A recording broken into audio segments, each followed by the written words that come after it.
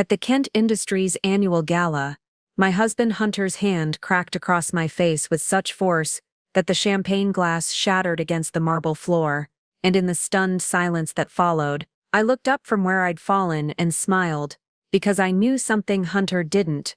The woman watching from across the ballroom was CEO Diana Roberts, and she had just witnessed the exact moment that would destroy everything he'd worked for. The taste of blood mixed with expensive lipstick as I touched my split lip.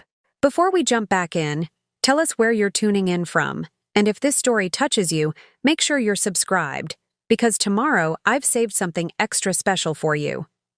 But my smile only widened when I saw Diana's face transform from shock to recognition to cold, calculated fury. You see, there were 3 things Hunter Johnson didn't know that night. First, that I wasn't just his trophy wife Jennifer, but Jennifer Kent, as in Kent Industries' founding family. Second, that I'd been documenting his financial crimes and workplace harassment for 2 years, building an airtight case that would send him to prison. And third, that Diana Roberts had survived her own abusive marriage and had sworn she'd never let another woman suffer what she had endured. But let me start from the beginning, because this story isn't just about one slap, it's about how a moment of violence became the catalyst that brought down a man who thought he was untouchable. 2 years ago, I was living what everyone assumed was a perfect life. Hunter Johnson, Senior Vice President of Operations at Kent Industries, had married me in what Boston's society pages called the wedding of the decade.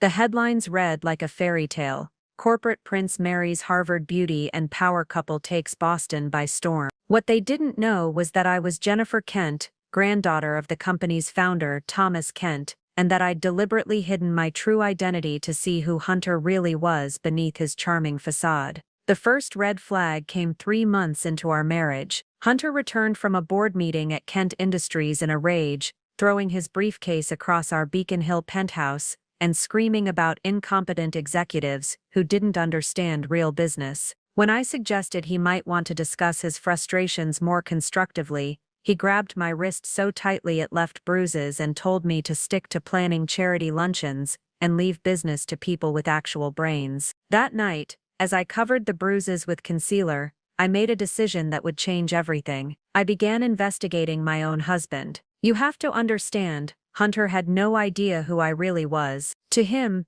Jennifer Morrison, my mother's maiden name that I'd used throughout our courtship, was just another pretty Harvard graduate from a moderately wealthy family. He'd married me because I looked good on his arm at corporate events, and because he thought my father's modest tech company might provide useful connections. He had no clue that the woman serving him coffee each morning was worth more than he'd ever see in his lifetime, or that I had a master's degree in forensic accounting from MIT that I'd kept carefully hidden. The investigation started small. I noticed discrepancies in the financial documents Hunter carelessly left around our home. Purchase orders that didn't match delivery receipts, vendor contracts with companies that seemed to exist only on paper, budget allocations for projects that were mysteriously canceled after payments had been processed. As someone who'd spent her summers working in Kent Industries' audit department, under my real name, in a different division where Hunter had never worked, I recognized the patterns immediately. Hunter was systematically embezzling from Kent Industries,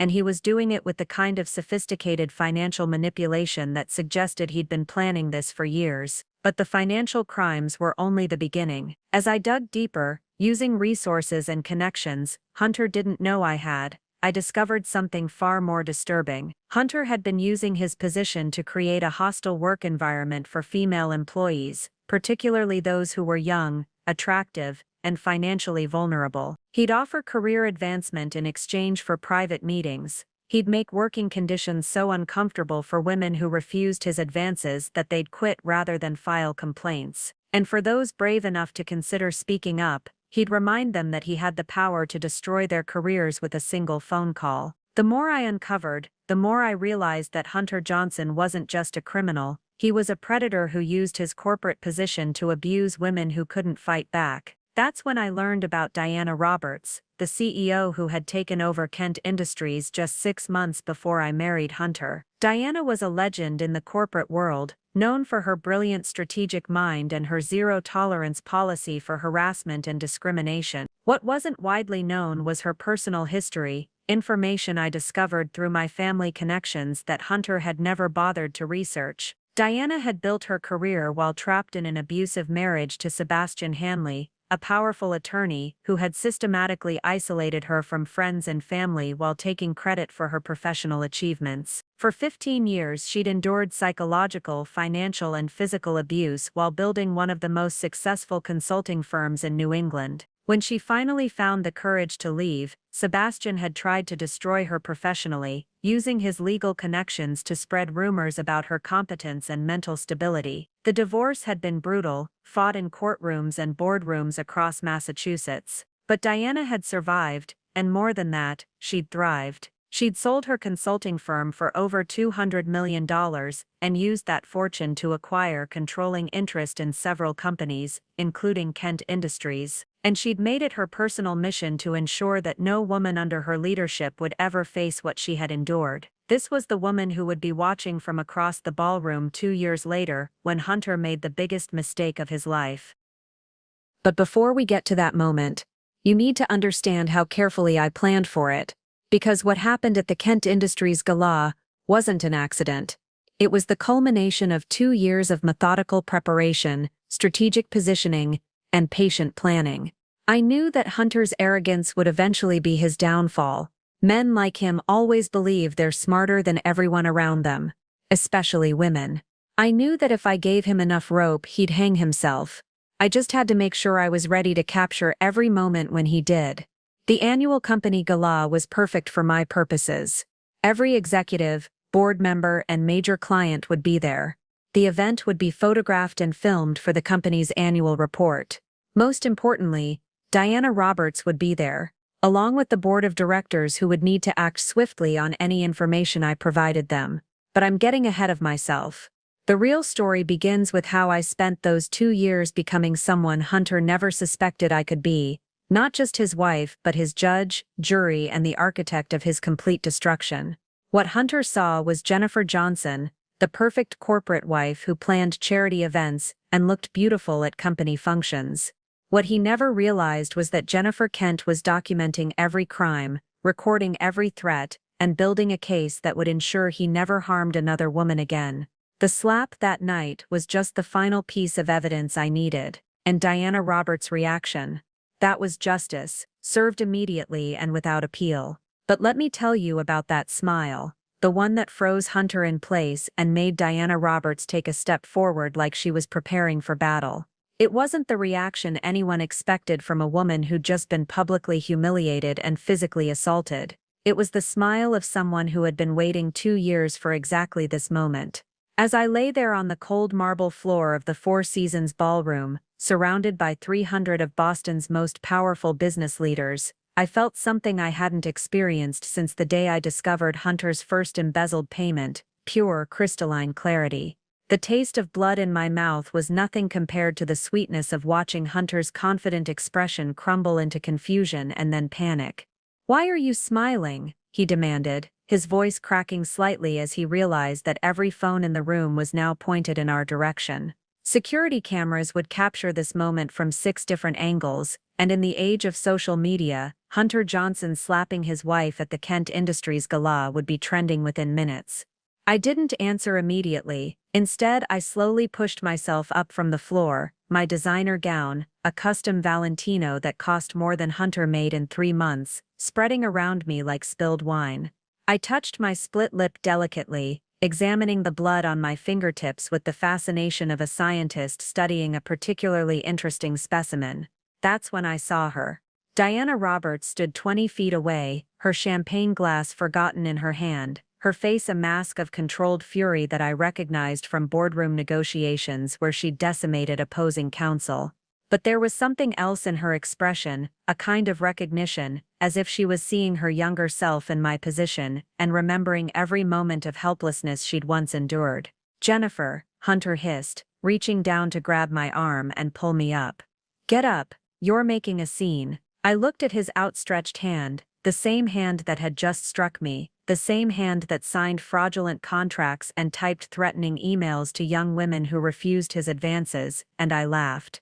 Not a bitter laugh or a hysterical one, but a genuine sound of amusement that carried across the silent ballroom like a bell. Preparing and narrating this story took us a lot of time, so if you are enjoying it, subscribe to our channel. It means a lot to us. Now back to the story. Making a scene, I repeated, my voice carrying perfectly in the acoustics designed for corporate presentations. Hunter darling, I haven't even started making a scene yet. The confusion on his face deepened. This wasn't how these moments usually played out for him. In private, when he'd grabbed my wrists or shoved me against walls, I'd always been quiet, always tried to de-escalate, always protected his precious reputation. But we weren't in private now, and Hunter had just made the fatal mistake of showing his true character to the one person in the room who had both the power and the personal motivation to destroy him completely. I stood up slowly, deliberately, brushing imaginary dust from my gown, while maintaining eye contact with Diana Roberts. The message was clear. I wasn't cowering, I wasn't running, I was exactly where I wanted to be, doing exactly what I'd planned to do. Ladies and gentlemen, I announced, my voice trained by years of boardroom presentations and charity galas, reaching every corner of the room. I do apologize for the disruption to this lovely evening. Though I have to say, it's provided quite the perfect demonstration of my husband's leadership style. Hunter's face went pale. Around us, the whispered conversations had stopped entirely. Even the waitstaff had frozen in place, champagne bottles suspended mid-pour. The only sound was the soft click of camera phones capturing every moment. "What are you doing?" Hunter whispered urgently, trying to maintain his smile for the cameras while grabbing my elbow. "Stop this right now." I looked down at his hand on my arm, then back up to his face with that same enigmatic smile. "Or what, Hunter? You'll hit me again? In front of Diana Roberts and the entire board of directors? Please, by all means, continue showing everyone exactly who you really are." That's when I saw the first flicker of real fear in his eyes, because Hunter was finally beginning to understand that something had fundamentally shifted in the power dynamic between us. The woman he'd been controlling and manipulating for 2 years was standing in front of 300 witnesses, bleeding from a split lip, and acting like she'd just won the lottery. Diana Roberts began walking toward us, her heels clicking purposefully against the marble floor. Board members parted before her like the Red Sea, and I could see the wheels turning in her brilliant strategic mind as she processed what she'd just witnessed. Hunter saw her coming too, and I watched his carefully constructed confidence begin to crumble in real time. "Miss Roberts," Hunter stammered, suddenly remembering that his CEO was watching him assault his wife. "I'm so sorry about this disruption. Jennifer has been under a lot of stress lately, and she has been under stress."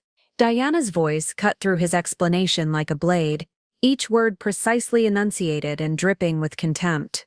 "Mr. Johnson, did you just strike your wife in front of my entire executive team?" The question hung in the air like a sword about to fall. Hunter opened his mouth to respond, probably to spin some story about provocation or misunderstanding, but I decided it was time to play my first card. "Diana," I said, using her first name with the casual familiarity that only family members or board-level executives would dare attempt. "Thank you for your concern. I'm perfectly fine, though I think this incident raises some interesting questions about Kent Industries' commitment to maintaining a workplace free from violence and intimidation." Hunter's head snapped toward me, his eyes wide with shock. In 2 years of marriage, he'd never heard me speak with that kind of authority, or use corporate terminology with such precision. And the way I'd addressed Diana Roberts, not as a subordinate speaking to a superior, but as an equal speaking to a peer, was completely outside his understanding of who I was supposed to be. But Diana understood immediately. I saw the moment of recognition flash across her face as she processed the implications of my words, my tone, and most importantly, my complete lack of fear in this situation. This wasn't a helpless victim she was looking at. This was someone who had been waiting for exactly this moment and was now ready to make her move. "Interesting questions indeed," Diana replied, her voice carrying the weight of absolute authority. "Mr. Johnson, I think we need to have a private conversation, immediately." "Now see here," Hunter began, falling back on the bluster and aggression that had served him so well in intimidating others. "I don't appreciate being treated like some common criminal over a private marital dispute. Jennifer is obviously having some kind of breakdown, and I won't have her embarrassing the company. The company? I interrupted, my smile growing wider. Oh, Hunter, you still don't understand, do you? And that's when I dropped the first bombshell that would begin the systematic destruction of everything Hunter Johnson had built his life around. Diana, I said, maintaining eye contact with her while speaking loudly enough for the cameras and witnesses to catch every word. I believe it's time I properly introduced myself to your husband. Hunter, meet Jennifer Kent, as in Kent Industries. The silence that followed was so complete that I could hear the harbor breeze through the ballroom's windows. The look on Hunter's face when I revealed my true identity was worth every moment of the careful charade I'd maintained for 3 years. His mouth opened and closed like a fish gasping for air, his eyes darting between Diana Roberts and me as if he could somehow will this revelation to be untrue. But the truth was standing right there in front of him, bleeding from a split lip and wearing a dress that cost more than his monthly salary. That's impossible, he whispered, his voice barely audible in the silent ballroom. Your name is Jennifer Morrison. I've seen your documents, your credit reports, my carefully constructed alternate identity, I finished calmly, dabbing at my lip with a napkin that someone had handed me. Morrison is my mother's maiden name, which I've been using since college. It's amazing how easy it is to create a believable middle-class background when you have unlimited resources and a team of lawyers who specialize in privacy protection. Diana Roberts stepped closer, her expression shifting from concern to fascination as the pieces began falling into place. Jennifer Kent, she repeated slowly, as if testing the name.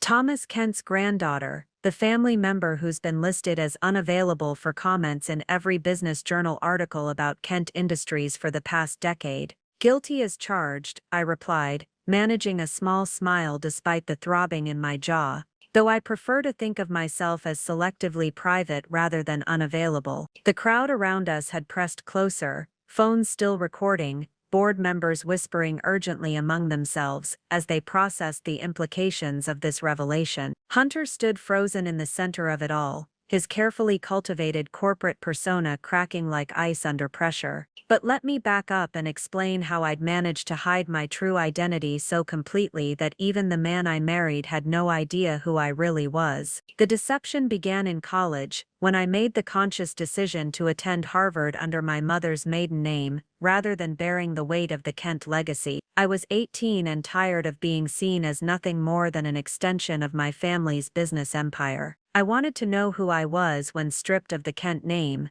the Kent fortune, and the Kent expectation. So Jennifer Kent became Jennifer Morrison, scholarship student from a middle-class family in Springfield, Massachusetts. I lived in regular dormitories, worked part-time jobs, and dated boys who had no idea that my trust fund could have bought their family homes 10 times over. It was liberating in a way I'd never experienced, being judged solely on my own merits, rather than my grandfather's legacy. The identity was meticulously crafted with the help of our family lawyers. Jennifer Morrison had a complete background, birth certificate, social security number, school records, even a modest apartment lease paid for by a fictional tech company owned by my father. The real Jennifer Kent maintained a trust fund and board position at Kent Industries, but Jennifer Morrison lived paycheck to paycheck and worried about student loans like any other college student. When I graduated summa cum laude with degrees in business and accounting, Jennifer Morrison received job offers from several prestigious consulting firms. Jennifer Kent, meanwhile, quietly completed her master's degree in forensic accounting at MIT under her real name,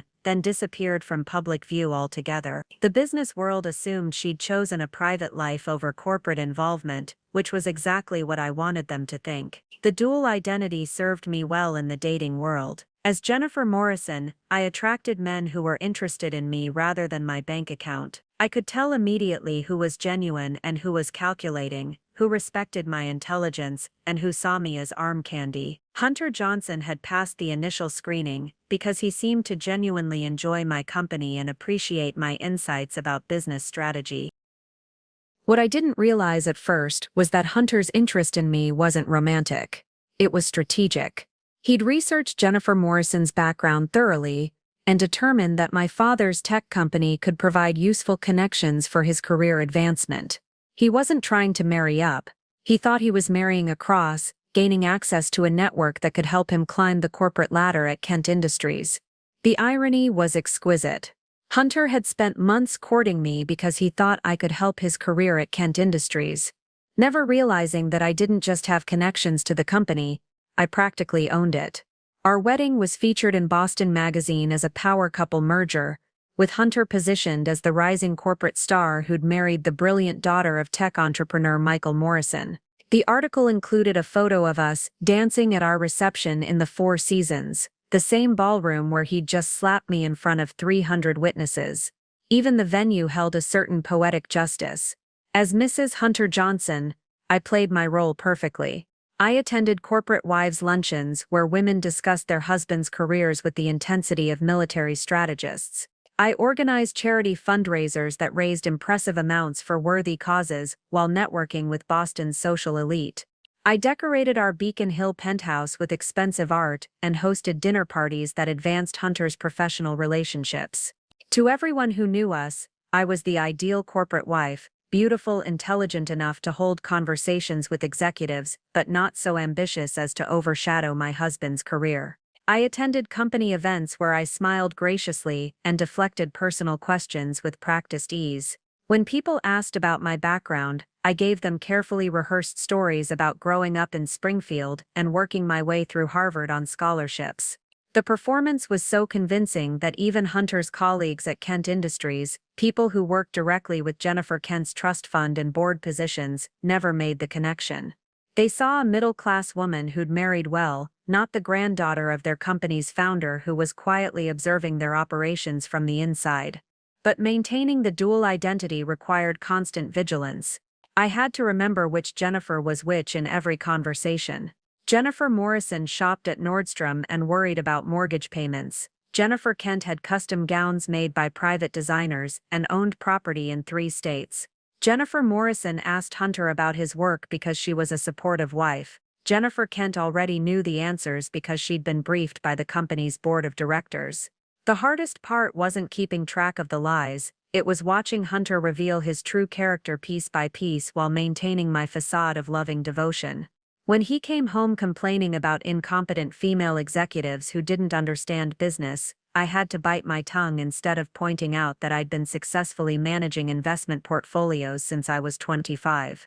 When he dismissed my opinions about company strategy, I couldn't reveal that I'd been sitting in on board meetings where those same strategies were developed. But the dual identity also gave me the perfect cover for my investigation.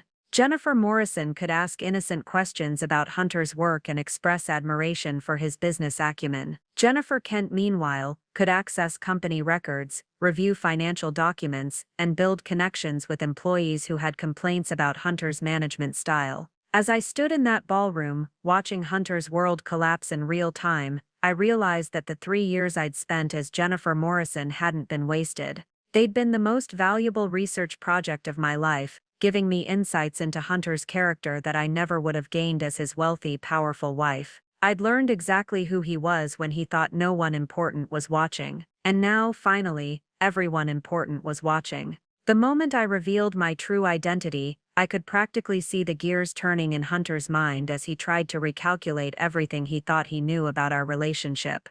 But what he couldn't possibly understand was the extent of the deception, or more accurately, the extent of the power he'd been living with and dismissing for 3 years. "You're lying," Hunter said finally, his voice gaining strength as he convinced himself this had to be some kind of elaborate bluff. "Jennifer Kent disappeared from public life years ago. She's some reclusive heiress who never shows up to board meetings. You're Jennifer Morrison from Springfield, whose father owns a small tech company that barely breaks 7 figures annually." Diana Roberts' laugh was sharp and knowing. "Mr. Johnson, I attend those board meetings. Jennifer Kent doesn't disappear, she participates via secure video conference from locations that are never disclosed. She's one of the most insightful voices on our board, particularly when it comes to operational oversight and fraud prevention." The color drained from Hunter's face as the implications hit him. If I was really Jennifer Kent, then I hadn't just been watching his behavior as a concerned wife, I'd been documenting it as a board member with fiduciary responsibility to protect the company. "Show him," Diana said simply, her her tone carrying the weight of absolute authority. I reached into my small evening clutch and withdrew my phone, not the iPhone that Hunter knew about, but a secure device that only a handful of people had ever seen. My fingers moved across the screen with practiced efficiency, accessing files that would change everything Hunter thought he understood about his position at Kent Industries. "Hunter," I said, my voice carrying the same boardroom authority I'd been using in video conferences for 5 years. "Meet the Jennifer Kent who's been reviewing your departmental budgets, questioning your vendor relationships, and flagging concerning patterns in your expense reports." I turned the phone screen toward him, showing the Kent Industries board portal with my verified account. There was my photo, the same face he'd been kissing goodnight for 3 years, but wearing the confident expression of someone who controlled hundreds of millions of dollars in corporate assets. My title read Jennifer M. Kent, Board Member and Trust Administrator, Kent Family Holdings. The M stands for Morrison, I explained conversationally, as if we were discussing the weather rather than dismantling his entire understanding of reality. "I've been using my mother's maiden name professionally since college. It provides a useful buffer between my public and private lives." Hunter's hands were shaking as he stared at the screen. Around us, the crowd had pressed closer, and I could hear whispered conversations as board members began sharing information with each other. Several executives had their own phones out, clearly accessing company directories and investor profiles to verify what they were witnessing. "This is what you've been doing?" Hunter's voice cracked with a mixture of fury and panic. "You've been spying on me? Investigating me like some kind of corporate secret agent?"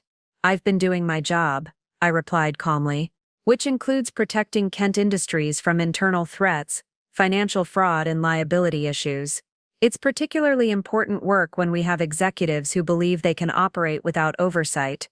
Deanna stepped forward, her CEO authority filling the space between us. "Mr. Johnson, I think you're beginning to understand the severity of your situation. You haven't just assaulted your wife in public, you physically attacked a board member of this corporation in front of witnesses." The crowd's murmur grew louder as people began to grasp the full scope of what they were witnessing. This wasn't just a domestic dispute that had gotten out of hand, it was a corporate scandal unfolding in real time, complete with criminal assault and what was clearly about to become a very public investigation. But Hunter still didn't understand the true extent of his predicament. He was focused on the immediate humiliation of learning his wife's real identity, missing the larger implications of what my position meant for his future. "The Kent Family Trust," I continued, my voice carrying easily across the increasingly agitated crowd, "currently holds a controlling interest in Kent Industries, along with subsidiary holdings in 12 other companies. As the primary trust administrator, I oversee investment decisions, executive compensation packages, and employment policies across our entire portfolio." I paused, watching his face as the mathematics of power began to dawn on him. "What that means, Hunter, is that I don't just have a voice in company policy, I have the deciding voice. Every executive at Kent Industries, from department heads to vice presidents to the CEO herself, ultimately reports to the trust that I manage."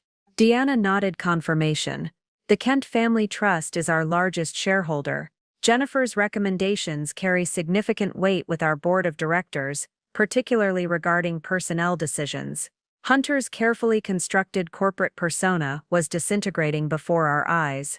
The confident executive who'd been networking with board members just an hour earlier now looked like a man who'd just realized he'd been playing chess against a grand master while thinking it was checkers. "You've been watching me," he said slowly, the pieces finally falling into place. "All this time, you've been documenting everything I do, everyone I talk to, every decision I make." "Not personally," I clarified, enjoying the precision of technical accuracy. "I receive regular reports on all senior executives' performance metrics, departmental budgets, and any HR concerns that might impact company liability. Your activities have been flagged in these reports with increasing frequency over the past 18 months. What I didn't tell him, what I was saving for the right moment, was that I hadn't just been receiving reports about his behavior, I'd been actively investigating him, using resources he couldn't even imagine. Private investigators, forensic accountants, digital security experts, and employment law specialists had been building a comprehensive case file that went far beyond standard corporate oversight. The Jennifer Morrison identity had been perfect cover for that investigation. While Hunter thought he was married to a supportive wife who admired his business acumen, I'd been systematically documenting evidence of embezzlement, harassment, and fraud that would ensure he never worked in corporate America again. The question now, Deanna said, her voice cutting through Hunter's obvious panic, is what happens next. Mr. Johnson, you've just committed assault against a board member of this corporation in front of 300 witnesses. That creates some very serious legal and professional complications.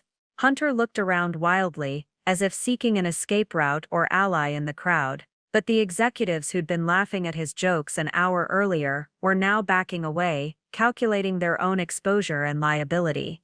In corporate America, being associated with a scandal was almost as dangerous as being the cause of one. "This is insane," Hunter said desperately. "Jennifer, we're married, we can work this out privately, there's no reason to destroy everything over one moment," I interrupted, my voice carrying a sharp edge that silenced him immediately. "Hunter, this isn't about one moment, this is about 2 years of systematic abuse, financial fraud, and criminal behavior that I've been documenting with the patience of someone who knows exactly how to build an airtight case." I held up my phone again, scrolling through files that represented hundreds of hours of investigation. "Would you like me to start with the embezzlement, the harassment complaints, or the tax fraud? Because I have evidence of all three along with several other charges that will make very interesting reading in tomorrow's Wall Street Journal." The silence that followed was absolute, broken only by the soft sound of the harbor wind through the ballroom windows and the nervous shuffle of 300 people who'd just realized they were witnessing the complete destruction of a man who'd thought he was untouchable. But I need to take you back to the moment when everything changed. The night 18 months ago when Hunter came home from what he claimed was a late board meeting, and I discovered the truth about who I'd really married. It was a Thursday evening in March, unseasonably warm for Boston. I remember because I'd opened the windows in our Beacon Hill penthouse to let in the spring air. Hunter was supposed to be in a budget review meeting that would run until at least 9 o'clock, so I was surprised when I heard his key in the door at 7:30. "Jen," he called out, using the nickname that I'd grown to hate because it reduced me to something smaller, more manageable. "I'm home early. The meeting got canceled." I was in our home office reviewing some Kent Industries quarterly reports on my secure laptop, the one Hunter didn't know existed. As I heard his footsteps approaching, I quickly minimized the windows and opened a Pinterest page about kitchen remodeling, transforming myself back into the domestic goddess he expected to find. "How was your day, darling?" I asked, turning to greet him with the bright smile I'd perfected over 2 years of marriage. But something was different about his expression. He looked satisfied in a way that made my skin crawl. "Productive," he said, loosening his tie with the kind of casual arrogance I'd learned to recognize as dangerous. "Very productive. We finally got rid of some dead weight in the accounting department."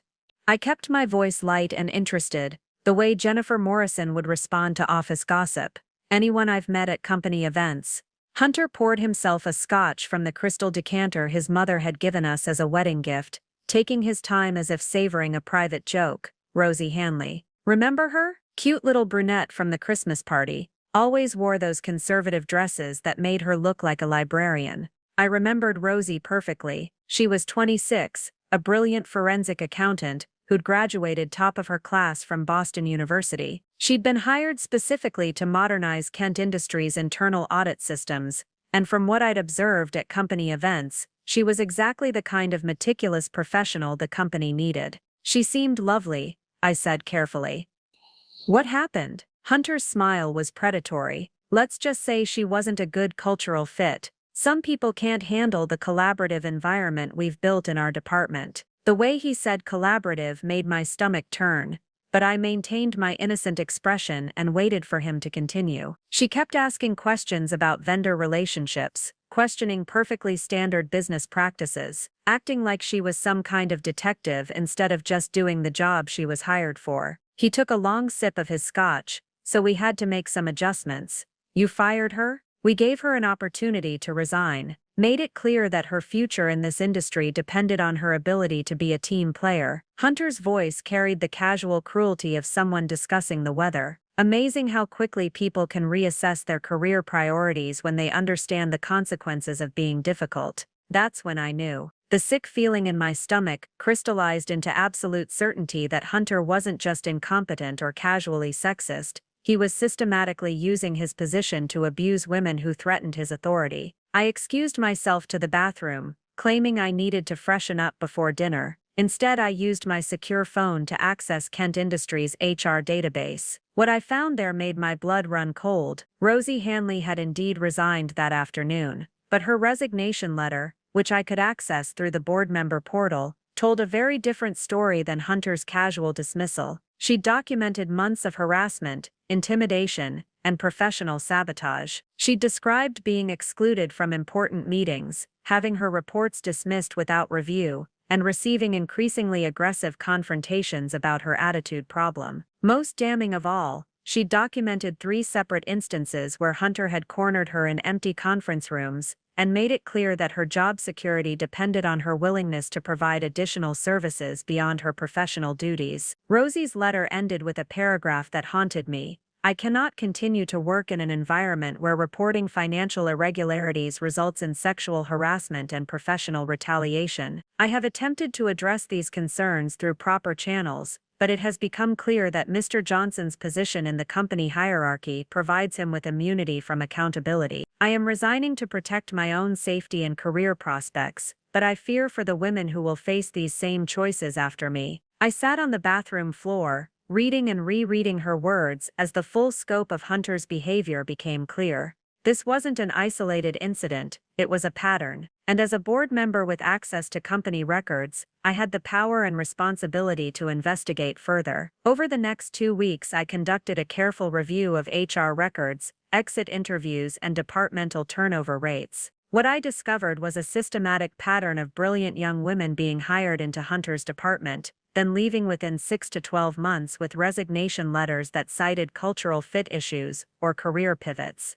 But when I cross-referenced these departures with private investigation reports I commissioned, the real story emerged. Hunter had been targeting women who posed professional threats, those smart enough to detect the financial irregularities he was hiding or ambitious enough to challenge his authority. He'd use a combination of sexual harassment, professional sabotage, and economic intimidation to force them out before they could expose his crimes. Rosie Hanley had been the latest victim, but she wouldn't be the last unless someone with real power intervened. That night, as I watched Hunter sleep peacefully beside me, completely unaware that his wife now knew exactly what kind of monster he was, I made a decision that would define the next 18 months of my life. I was going to destroy him, methodically, systematically, and completely. But first, I was going to document every crime, every abuse, and every manipulation so thoroughly that when the reckoning came, there would be no possibility of escape, no room for doubt, and no chance of him ever hurting another woman again. The investigation that began with Rosie Hanley's resignation letter would end with Hunter Johnson's complete professional annihilation, and the perfect venue for that destruction would be the Kent Industries annual gala,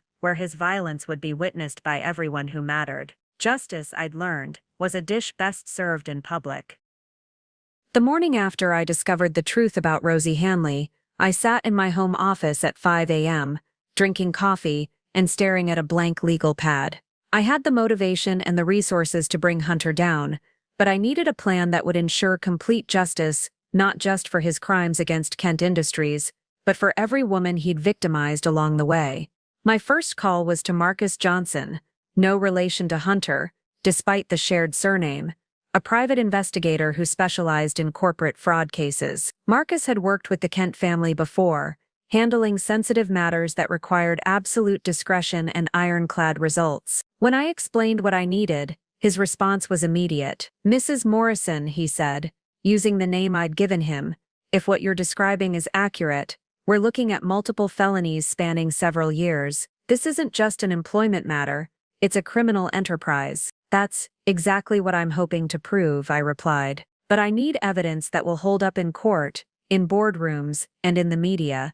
I need this to be so comprehensive that there's no possibility of him slipping through legal loopholes or buying his way out of consequences. Within a week, Marcus had assembled a team that read like something from a corporate thriller. Forensic accountants who could trace financial irregularities through the most sophisticated shell company structures, digital investigators who could recover deleted emails and encrypted communications, employment law specialists who understood exactly how to document workplace harassment in ways that would satisfy both civil and criminal courts. But the most valuable member of our team was Lisa Roberts, Diana's younger sister, who worked as a victim advocacy specialist. Lisa had developed methods for helping harassment victims document their experiences in ways that protected them legally, while building powerful cases against their abusers. The key, Lisa explained during our first strategy meeting, is reaching out to his previous victims in a way that empowers them rather than re-traumatizing them. Many of these women have been convinced that they were the problem, or that speaking up will destroy their careers. We need to show them that they have allies and that their voices matter. The investigation unfolded in phases over 18 months. Phase 1 involved financial analysis, tracking Hunter's embezzlement through layers of fraudulent contracts and phantom vendors. This was where my forensic accounting background proved invaluable. I could review Kent Industries' financial records with the expertise of someone who understood both legitimate business practices and sophisticated fraud schemes. What we discovered was breathtaking in its scope. Hunter had been systematically diverting company funds for almost 4 years, using a network of shell companies that existed solely to process fake invoices, equipment purchases that were never delivered, consulting fees paid to companies that provided no services, travel expenses for trips that never happened. He'd stolen nearly $2.3 million from Kent Industries, while maintaining his reputation as a rising corporate star. Phase 2 focused on the harassment victims. Lisa developed a careful outreach strategy that respected these women's privacy while encouraging them to share their experiences. We discovered that Hunter's pattern went back even further than I'd initially suspected, to his previous job at a smaller firm in Providence, where 3 women had left under suspicious circumstances. The victim interviews revealed a sophisticated manipulation strategy. Hunter would target women who were professionally competent but financially vulnerable, recent graduates with student loans, single mothers supporting families, women from modest backgrounds who couldn't afford extended unemployment. He'd use their economic insecurity against them, making it clear that resistance would result in career destruction. Phase 3 involved building connections with other executives who had concerns about Hunter's behavior, but had been afraid to speak up individually. Marcus conducted careful interviews with current and former Kent Industries employees, documenting a pattern of intimidation that extended beyond sexual harassment to include general workplace bullying and professional sabotage. Throughout this investigation, I maintained my perfect facade as the supportive corporate wife. I attended company events where I smiled and made small talk with the same executives my private investigators were interviewing. I hosted dinner parties where Hunter's colleagues shared their concerns about company morale, never suspecting that their observations were being carefully documented by the woman serving them wine. The most challenging aspect was living with Hunter while building the case against him. Every morning I made him coffee and kissed him goodbye as he left to commit the crimes I was documenting. Every evening I listened to him complain about difficult employees and unreasonable expectations while knowing that he was describing his victims and accountability measures. But the investigation also revealed something that made maintaining my cover easier: Hunter's complete lack of respect for my intelligence. He never questioned why I asked thoughtful questions about his work, because he assumed I was too simple to understand the implications of his answers. He never worried about leaving documents around our home, because he believed I lacked the business acumen to recognize their significance. His dismissive attitude toward my capabilities became one of my greatest advantages. While he saw a decorative wife who admired his success, I was systematically building the most comprehensive corporate fraud case in Massachusetts history. By the time we reached the final phase of the investigation, I had enough evidence to send Hunter to prison for 20 years. Financial records proving embezzlement, testimony from 8 harassment victims, documentation of workplace retaliation, and evidence of tax fraud that would trigger federal prosecution. But I wanted more than just criminal conviction. I wanted complete professional destruction, public humiliation, and a very clear message to every other executive who thought they could abuse their power without consequences. That's when I began planning for the Kent Industries annual gala, the perfect stage for Hunter's final performance as a respected corporate executive. The plan I developed was elegant in its simplicity: create a situation where Hunter's true character would be revealed in front of the people whose opinions mattered most to his career, while ensuring that his violent reaction would be witnessed by someone with both the power and personal motivation to deliver immediate justice. All I had to do was wait for Hunter to be himself, and as history would prove, I didn't have to wait very long. The 18 months I spent building my case against Hunter while maintaining my facade as his devoted wife were like living in a carefully choreographed performance where one wrong step could bring down the entire production. Every day required me to be two different people: Jennifer Morrison, the loving spouse who supported her husband's career ambitions, and Jennifer Kent, the board member systematically documenting his crimes. My mornings began at 5 a.m. with secure phone calls to my investigation team, reviewing surveillance reports and financial evidence, while Hunter slept peacefully beside me. By the time he woke up, I'd already received updates on his previous day's activities, analyzed new evidence of his embezzlement schemes, and coordinated with victim advocacy specialists who were helping his harassment targets build their cases. But when Hunter opened his eyes, he saw only the woman he expected: Jennifer Morrison, already dressed for the gym, with his coffee prepared exactly the way he liked it, and the Wall Street Journal folded beside his breakfast plate.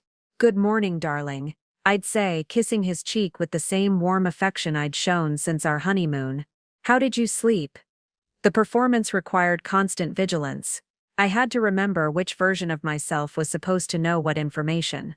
Jennifer Morrison could ask innocent questions about Hunter's workday because she was interested in her husband's career. Jennifer Kent already knew the answers because she received detailed reports about all senior executive activities. The most surreal moments came during company social events, where I'd find myself in conversations with the very people my investigators had been interviewing. At the spring charity gala, I spent 20 minutes chatting with Maddox Kent, a distant cousin who worked in HR, about his concerns regarding departmental turnover rates, never letting on that I'd commissioned a detailed analysis of those same statistics. "It's troubling," Maddox confided over champagne, clearly needing someone to share his professional concerns with. "We've lost some really talented women from operations over the past 2 years. Exit interviews all cite similar issues with management style and workplace culture." I nodded sympathetically, playing the role of the concerned spouse. "That does sound worrying. Have you been able to identify any patterns?" "Well," Maddox glanced around nervously, "it seems concentrated in one particular department, but the executive in charge has such strong performance metrics that it's hard to raise concerns without concrete evidence." What Maddox didn't know was that I had that concrete evidence sitting in a secure server, organized into neat categories with timestamps and corroborating documentation. But Jennifer Morrison could only offer supportive platitudes while Jennifer Kent made mental notes about Maddox's potential value as a witness. The dinner parties Hunter and I hosted became particularly challenging exercises in compartmentalization.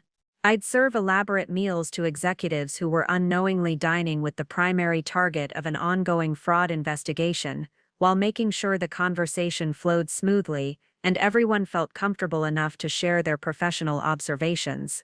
During one memorable evening, Sebastian Johnson, Hunter's mentor and former colleague, spent an hour describing his concerns about irregularities he'd noticed in vendor payment processing. His detailed observations would later become crucial evidence in proving the systematic nature of Hunter's embezzlement, but that night, I could only nod thoughtfully and ask follow-up questions that seemed like natural curiosity rather than strategic intelligence gathering.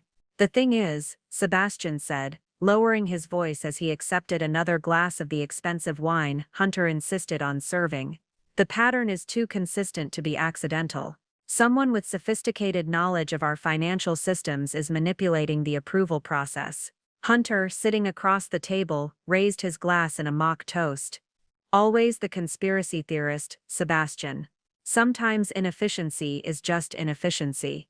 I watched this exchange with fascination, seeing Hunter's casual dismissal of Sebastian's concerns as both arrogance and a telling defensive reaction. Later that night, I'd relay Sebastian's observations to my forensic accounting team, who confirmed that his suspicions were not only accurate but understated in scope.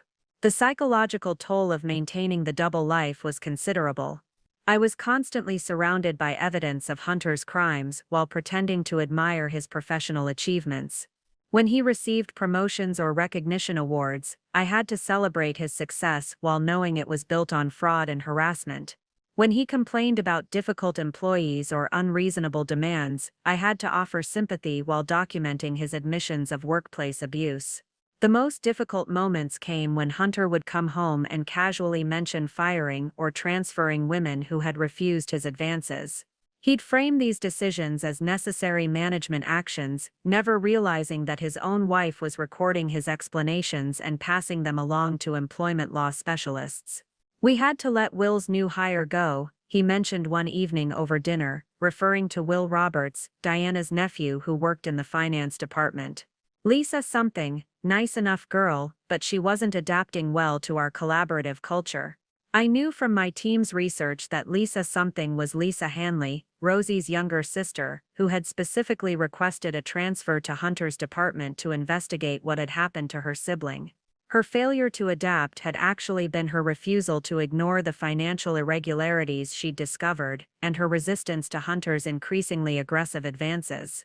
"That's unfortunate," I replied, cutting my steak with steady hands while mentally adding this conversation to the growing file of evidence. "She seemed promising when you hired her."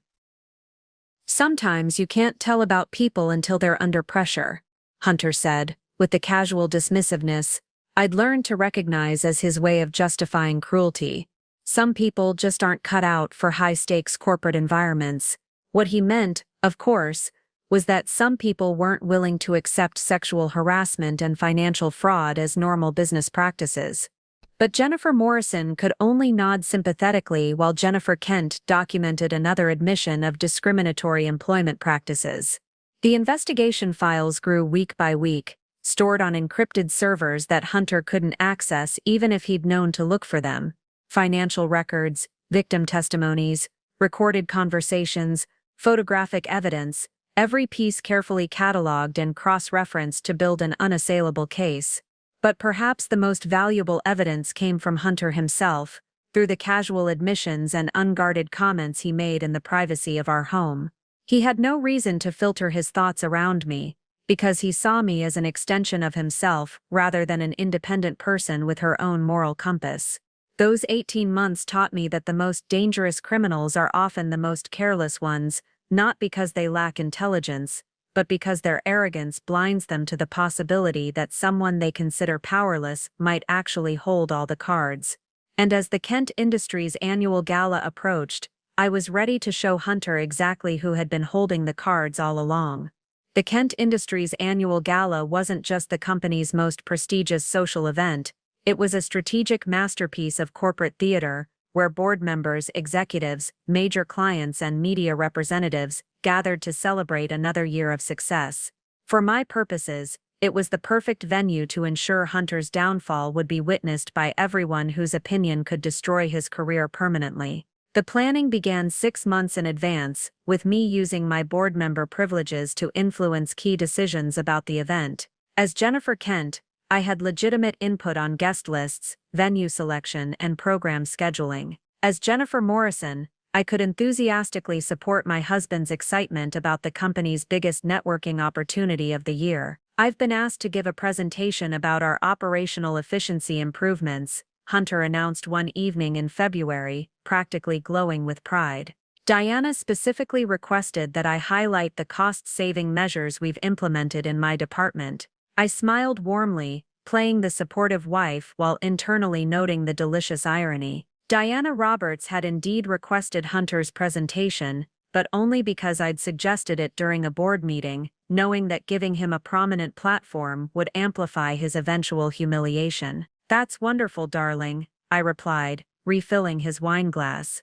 "It sounds like a perfect opportunity to showcase your leadership style to the entire company." What Hunter didn't realize was that his operational efficiency improvements were largely the result of forcing out competent female employees and replacing them with less qualified candidates who wouldn't question his fraudulent activities. His presentation would essentially be a confession delivered to an audience that included several of his victims and the investigators building cases against him. The guest list required careful orchestration. Through my board position, I ensured that specific people would be in attendance.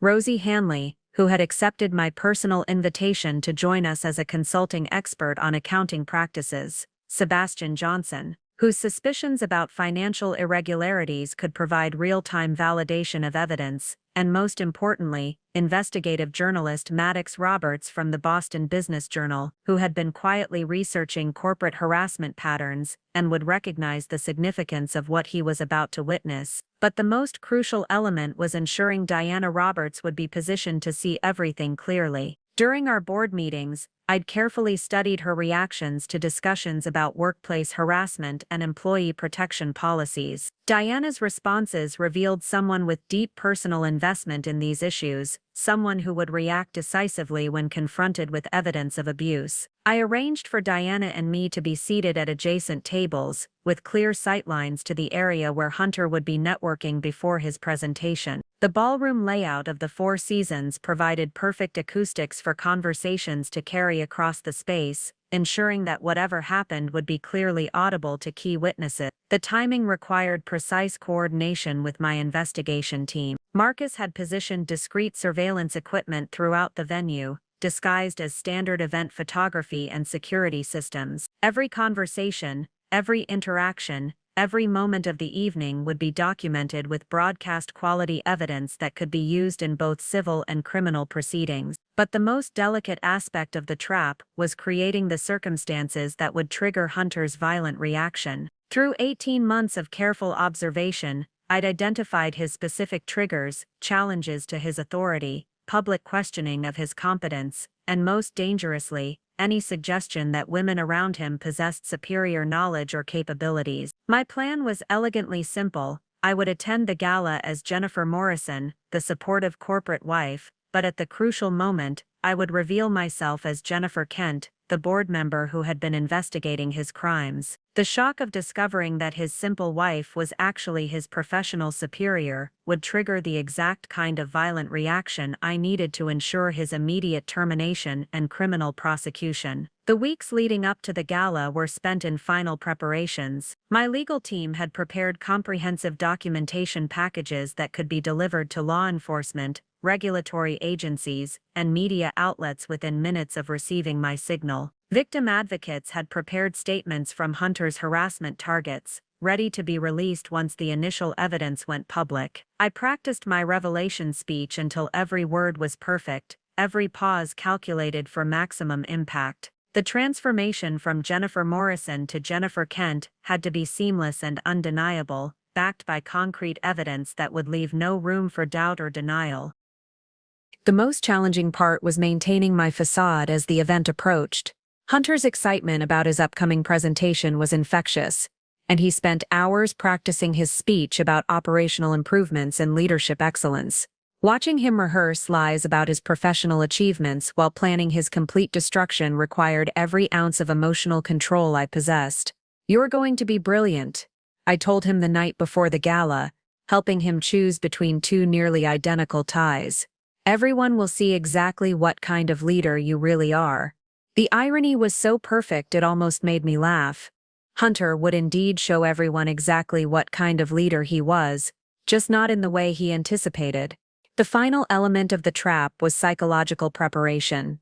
I spent the morning of the gala in meditation and strategic visualization, mentally rehearsing every possible scenario and my responses to each outcome. By the time I put on my custom Valentino gown armor disguised as elegance, I was completely calm and absolutely ready. Hunter Johnson had spent 4 years building his reputation through fraud, harassment, and manipulation.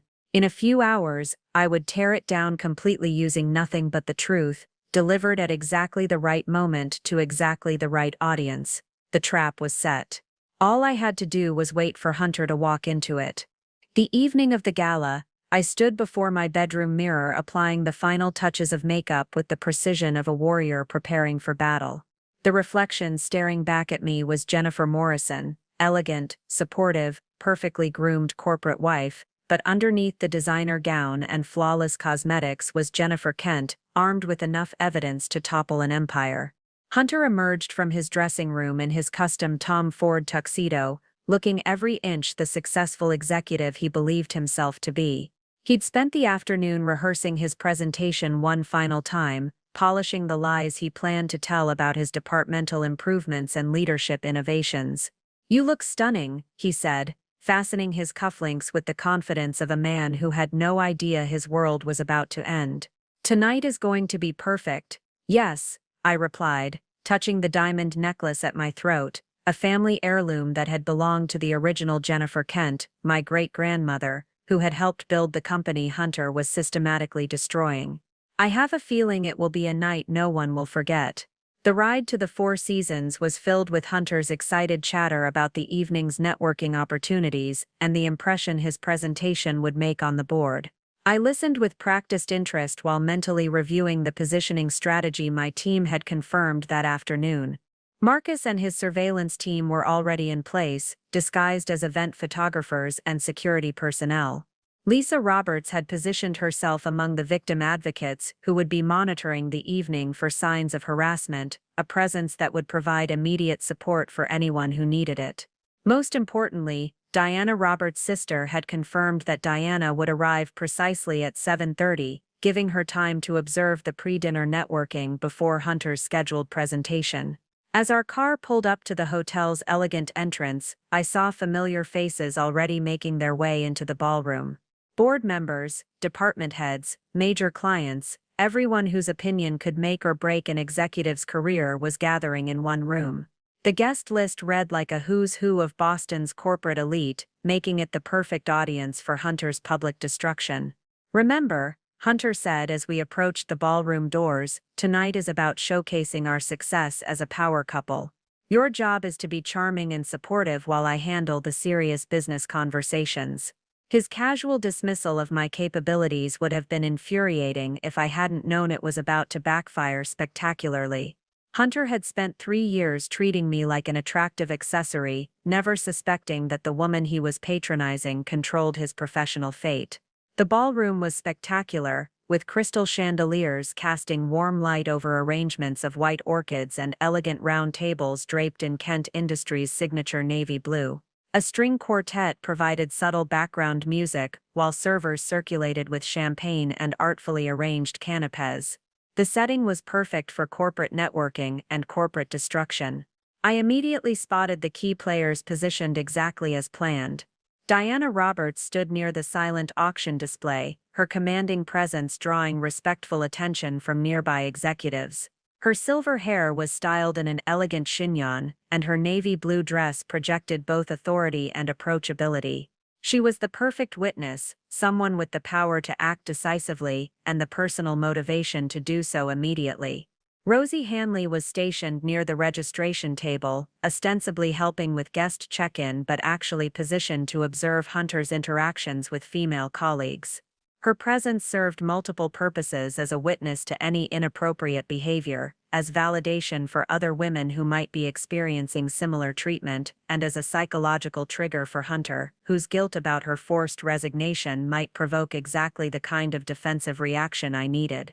The media representatives were strategically distributed throughout the room, their cameras and recording equipment disguised as standard event documentation. Maddox Roberts from the Boston Business Journal had positioned himself with clear sightlines to the area where Hunter would be networking, while the Kent Industries corporate photographer was actually one of Marcus's team members, ensuring professional quality documentation of every moment. Hunter immediately launched into his networking routine, moving from group to group with the practiced ease of someone who thrived on corporate social dynamics. I watched him work the room, collecting compliments on his upcoming presentation and basking in the attention of colleagues who had no idea they were praising a criminal. Hunter Johnson, called Sebastian Johnson from across the room, approaching with a warm smile that barely concealed his professional concerns. Looking forward to your presentation tonight. I'm particularly interested in hearing about those vendor cost reductions you've been implementing. I saw Hunter's jaw tighten almost imperceptibly, the first sign of stress in response to Sebastian's pointed interest in the very area where his fraud was most concentrated. But he recovered quickly, falling back on the charm and deflection tactics that had served him well for years. Always the detail man, Sebastian, Hunter replied with practiced joviality. I think you'll find our efficiency improvements speak for themselves. What Hunter didn't realize was that Sebastian's seemingly casual questions were actually carefully coordinated inquiries designed to elicit specific responses that would later be used as evidence. Every answer Hunter gave was being recorded and would be compared against the financial records my team had assembled. As I moved through the room beside Hunter, playing my role as the devoted spouse, I carefully monitored the positioning of all key participants.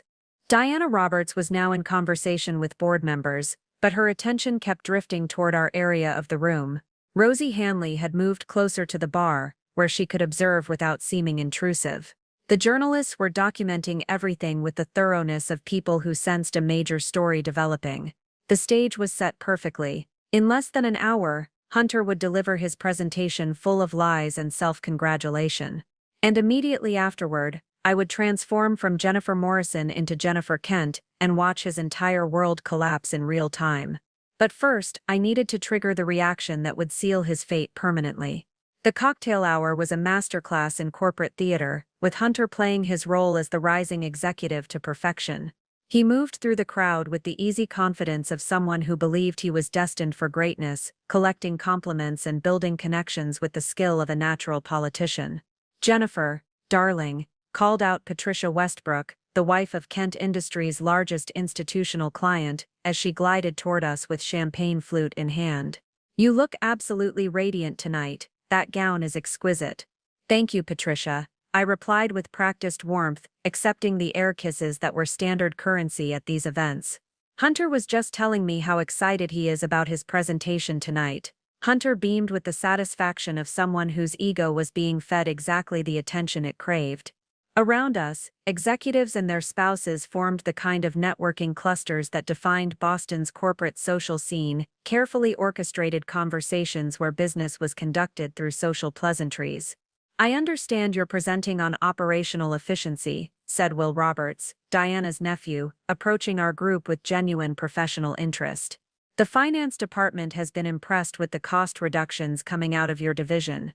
I watched Hunter's expression carefully as Will mentioned the finance department. There was a flicker of something anxiety, defensiveness, before he recovered his smooth corporate demeanor.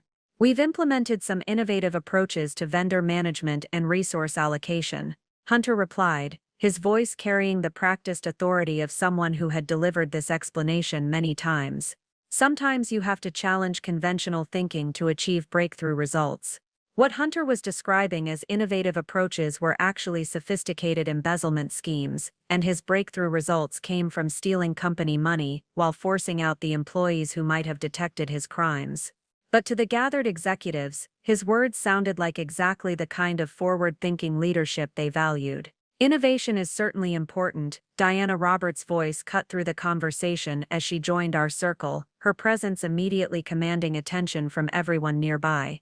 Though I've always believed that sustainable efficiency requires strong ethical foundations.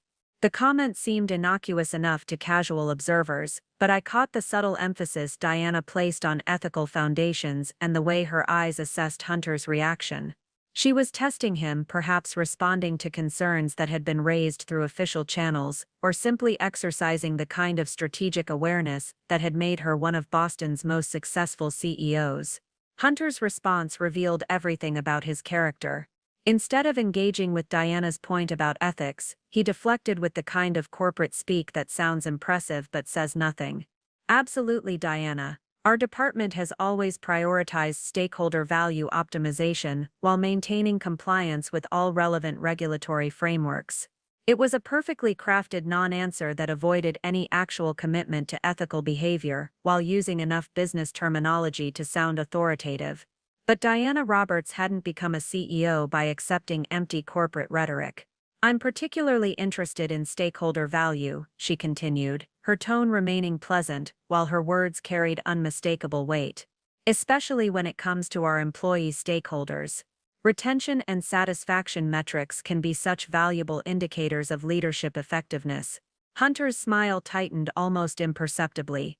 Employee retention was exactly the area where his department showed the most concerning patterns: talented women leaving at alarming rates, exit interviews citing cultural fit issues, and persistent rumors about hostile working conditions.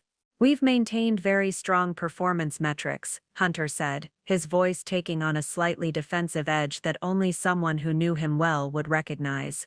"Of course, not every employee is suited for high-performance environments." "Interesting perspective," Diana replied, her expression neutral but her eyes sharp with assessment. "In my experience, high-performance environments are usually characterized by their ability to develop talent rather than drive it away." The conversation was becoming increasingly tense, with Hunter clearly struggling to defend his management approach without admitting to the systematic harassment and intimidation that defined his leadership style. Around us, other executives were beginning to take notice of the exchange, sensing the kind of professional conflict that could signal important shifts in corporate hierarchy. I could see the exact moment when Hunter realized that his casual dismissal of employee concerns wasn't playing well with his CEO. His jaw clenched slightly, and his hand moved to his tie in the nervous gesture I'd learned to recognize as a warning sign. "Perhaps," Hunter said, his voice carrying a hint of the aggression he usually reserved for subordinates, "we should focus on measurable business outcomes rather than subjective employee feedback." The comment was a mistake, a subtle but unmistakable challenge to Diana's leadership philosophy, delivered in front of witnesses who would remember every word. Diana's expression didn't change, but I saw something shift in her eyes, a cooling that suggested Hunter had just crossed a line he didn't even know existed. "Measurable outcomes are indeed important," Diana replied, with the kind of controlled precision that preceded corporate executions. "Which is why I've been reviewing departmental performance data so thoroughly." Hunter went pale. If Diana had been reviewing departmental performance data, she would have seen the financial irregularities, the turnover patterns, and the HR complaints that my investigation had uncovered. His crimes weren't just documented in my private files. They were visible in the official company records that Diana had every right to examine. The networking hour was supposed to be Hunter's moment of triumph, his opportunity to showcase his achievements before delivering the presentation that would cement his reputation as a rising star. Instead, it was becoming the opening act of his professional destruction, played out in front of the very people whose opinions would determine his future. As the dinner chimes sounded and guests began moving toward their assigned tables, I knew that Hunter's confidence was already beginning to crack. The man who had entered the ballroom convinced of his own brilliance was now facing the possibility that his CEO had discovered his crimes. But the real performance was just beginning. As we moved toward the dinner tables, I could see Hunter's carefully constructed confidence beginning to fracture. Diana's pointed questions about employee retention had rattled him more than he wanted to admit, and his usual smooth networking persona was showing hairline cracks that would soon become gaping fissures. The seating arrangement I had orchestrated months earlier placed us at a premium table near the front of the ballroom, with clear sightlines to Diana's table and optimal acoustics for ensuring our conversation would carry to key witnesses. Hunter saw it as recognition of his status. I saw it as the perfect stage for his downfall. "You handled that well," I told him as we settled into our seats, knowing that praise would help rebuild his ego and make him more likely to display his true character when provoked again. "Diana obviously respects your business acumen." Hunter straightened his shoulders, accepting the compliment as validation. "She's just doing her due diligence. Any good CEO questions operational strategies, especially when they're as innovative as ours." The table filled with other executives and their spouses, creating the kind of intimate dinner conversation environment where corporate hierarchies relaxed slightly and people revealed more of their authentic personalities. For most attendees, this was a chance to build personal connections with professional colleagues. For me, it was an opportunity to gather final evidence while positioning Hunter for his fatal mistake. "Hunter," called Maddox Kent from across the table, raising his wine glass in a friendly gesture. "I have to say, the efficiency improvements in operations have been impressive from an HR perspective, though I have to admit, the turnover patterns have been interesting to analyze." I felt Hunter tense beside me as Maddox, my distant cousin, though Hunter had never made that connection, brought up the exact issue that revealed the systematic nature of his harassment campaign. The turnover patterns Maddox referenced were the carefully documented trail of brilliant women leaving Hunter's department after refusing his advances. Turnover is natural in high-performance environments, Hunter replied, his voice carrying the first hint of the dismissive arrogance that would ultimately destroy him. We maintain very high standards for cultural fit and professional excellence. Cultural fit, repeated Sebastian Johnson thoughtfully from his position at the adjacent table, having clearly overheard the conversation. That's an interesting metric. In my experience, the best corporate cultures are usually the most inclusive ones. Hunter's face flushed slightly, whether from wine or rising anger, I couldn't tell. But his response revealed the toxic mindset that had driven his behavior for years. Inclusion is important, he said, his voice taking on the condescending tone I recognized as dangerous, but so is maintaining standards. Some people simply aren't equipped for the demands of senior-level corporate environments. Some people. Diana Roberts' voice cut through the ambient dinner conversation like a blade. She had clearly been listening from her nearby table, and her question carried the weight of someone who had heard similar dismissive language before. Hunter turned to face Diana, seemingly unaware that every word he spoke was being recorded by multiple devices and witnessed by people whose opinions would determine his professional future. Well, Hunter said, his voice gaining confidence as he fell back on the toxic beliefs that had guided his management style.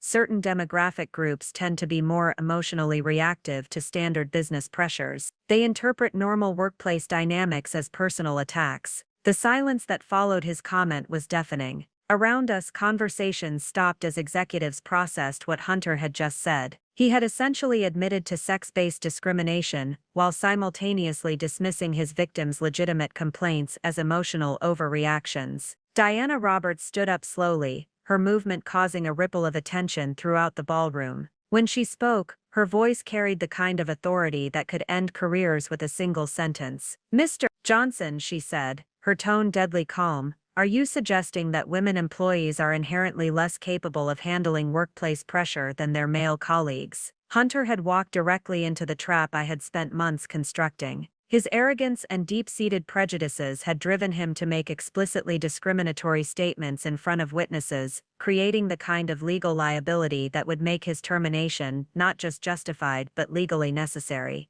But instead of recognizing the danger he was in, Hunter doubled down on his toxic beliefs. "I'm simply acknowledging reality," he said, his voice rising with the kind of defensive aggression that preceded his most violent outbursts. "Some people are better suited for leadership roles than others. It's not discrimination, it's objective assessment of capabilities." I watched Diana's face transform from professional disapproval to personal recognition. This wasn't just about corporate policy violations anymore. Hunter's words had triggered something deeper, more personal.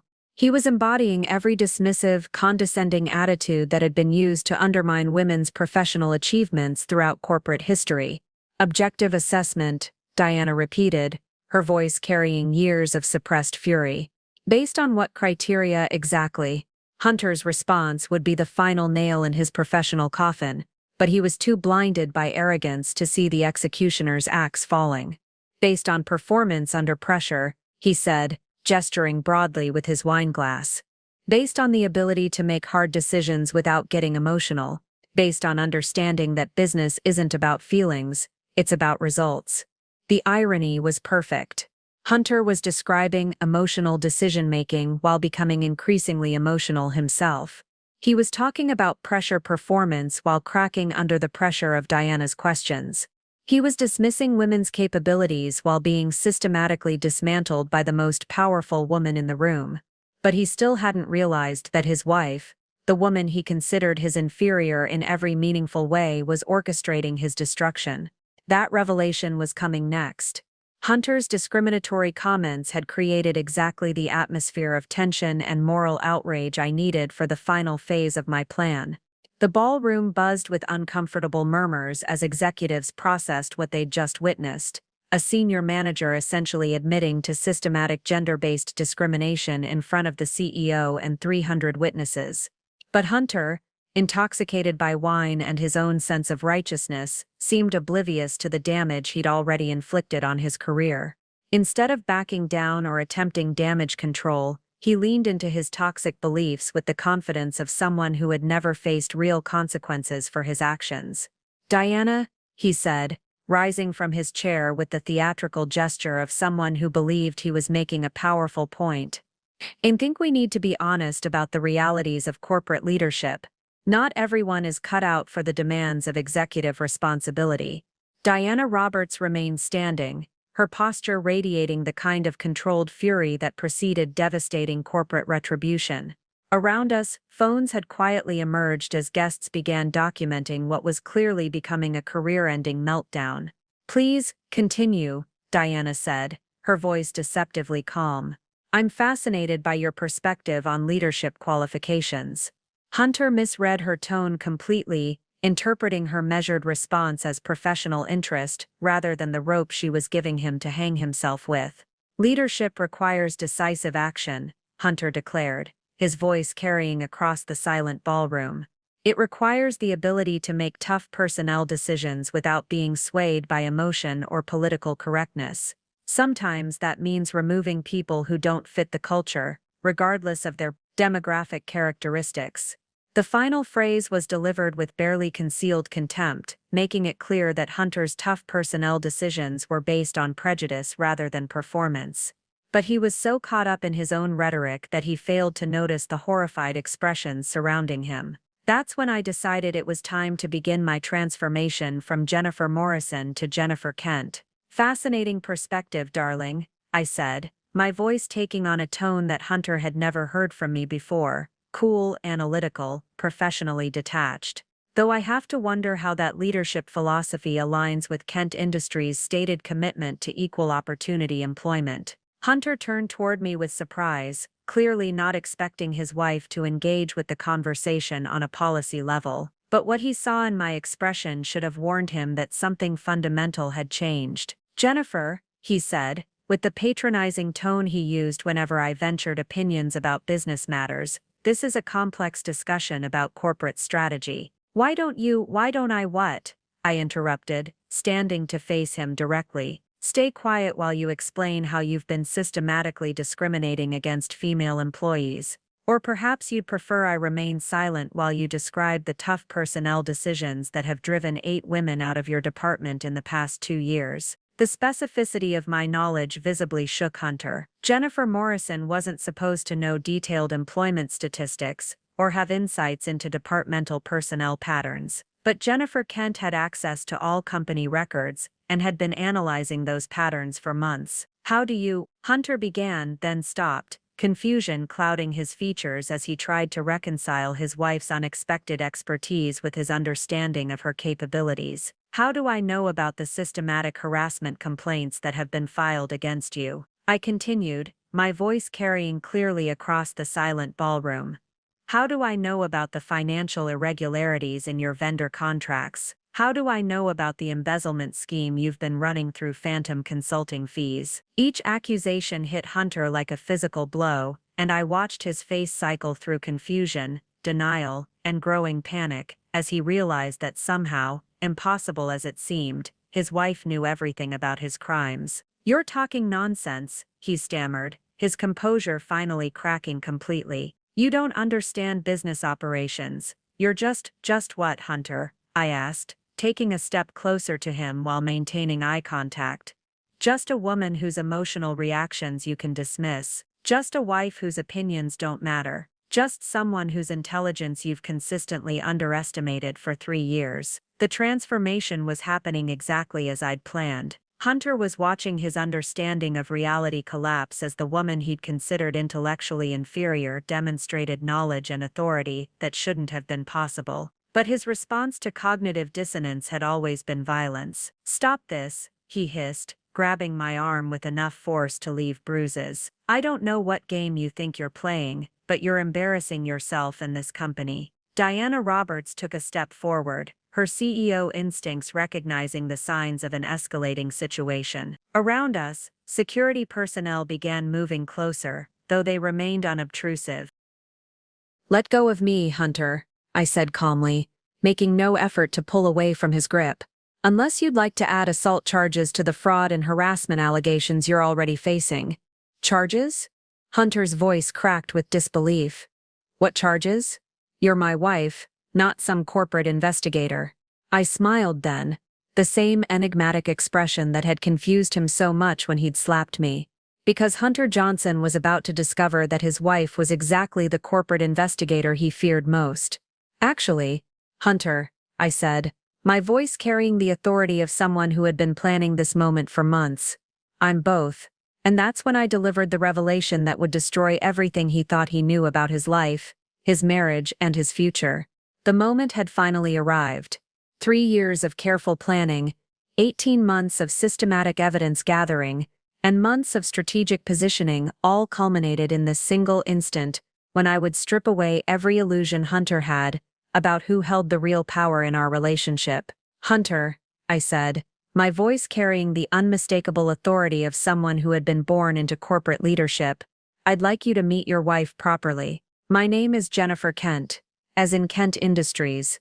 The words hit the ballroom like a thunderclap.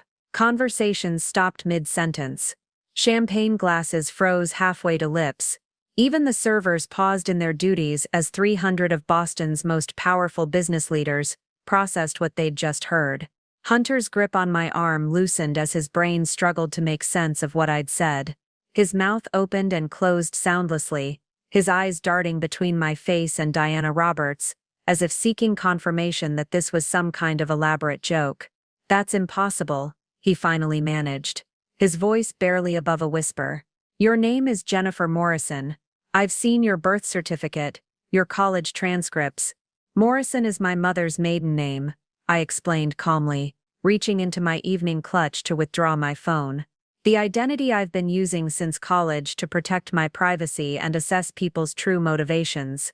It's amazing what you can learn about someone when they don't know you have power over them. I turned my phone screen toward him, displaying the Kent Industries board portal with my verified credentials. The photo was unmistakably me, but wearing the confident expression of someone who controlled corporate empires, rather than the submissive smile he was accustomed to seeing. Jennifer M. Kent, I read aloud, ensuring every person in the ballroom could hear. Board member, trust administrator, and granddaughter of Thomas Kent, founder of Kent Industries. Current oversight responsibilities include executive performance review, fraud prevention, and employee protection initiatives. Hunter staggered backward as if I'd physically struck him. Around us, phones were appearing as guests began documenting this unprecedented corporate drama. The clicking of cameras provided a steady rhythm to accompany Hunter's complete psychological collapse. You've been watching me, he said, horror dawning in his eyes as he began to understand the scope of his situation. All this time you've been documenting everything, I confirmed. Every fraudulent contract, every harassment incident, every discriminatory action you've taken. 2 years of evidence, Hunter. Enough to send you to prison for 20 years and ensure you never work in corporate America again. Diana Roberts stepped forward, her expression combining professional authority with personal satisfaction.